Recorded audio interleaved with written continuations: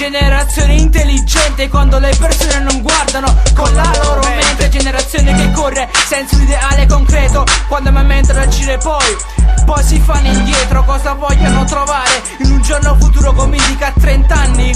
Gli puliranno ancora il culo ma non conoscono un cazzo della realtà. Troppo pieni di impegni a dire oh bella fra. Rido quando vedo questi tutti tirati, Gesù Cristi viventi, belli e preparati. Vanno in televisione per un po' di gloria, trascurando la cultura, l'italiano e pure la storia. Non sanno la differenza tra destra e sinistra. Creiamo movimenti ma nessuno se ne infischia, gente inutile. Pensano solo alla massa, vivere da soli. Ma mangiano senza la mamma, lontani da casa, e non hanno le coccole per 200 euro spesi per comprarsi le bambole. Giochi da bambini. È un complimento chiamarla generazione dei cretini. Non spiego la motivazione della mia esistenza, contento di essere diverso da questa demenza. Non me ne fotte cosa diranno gli altri. Voglio solo indossare i miei vestiti larghi. Mi serve spazio. Momento, passare. E di questo non ne capisce proprio un cazzo. Forse faccio rime o rimo troppo spesso.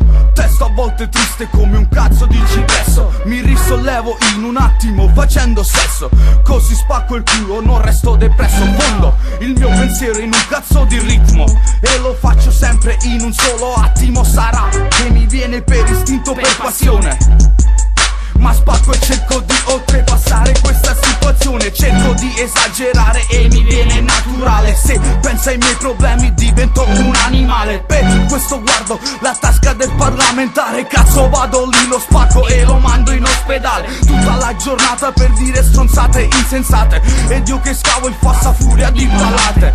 Non ho tempo e scopo una volta a settimana. Ed il bastardo coi miei soldi che si paga la puttana. Ok, pezzo di merda, tu parli mosso dalla tua ignoranza, non dal dubbio che genera la ricerca. E so che la mia analisi è corretta, basta guardarti in faccia. Ammesso che uno ci riesca, il mio vocabolario ha ricchezza. Il tuo se ce lo avessi avrebbe al massimo la copertina interna. Tutto tu fai, tutto tu sai, tutto tu hai quel senso di arroganza che non lasci mai.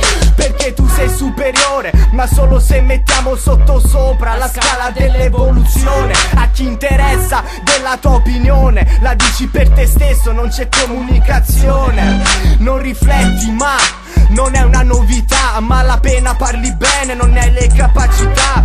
Puoi sentire ancora la mia voglia e fartene un'idea dal fatto che sebbene dorma via la scossa. Ed è come il magnetismo, una volta che ti tocca ne sei attratto e non puoi più impedirlo. Se fosse una malattia io vorrei essere un dottore, vorrei che il mondo sia la mia corsia. Se fossi un mago sarebbe il gioco del coniglio dal cappello, che tutti sanno fare ma piace lo stesso. Bello fuori perché porto fuori il bello senza tanti complimenti ma con tante congratulazioni. Oh.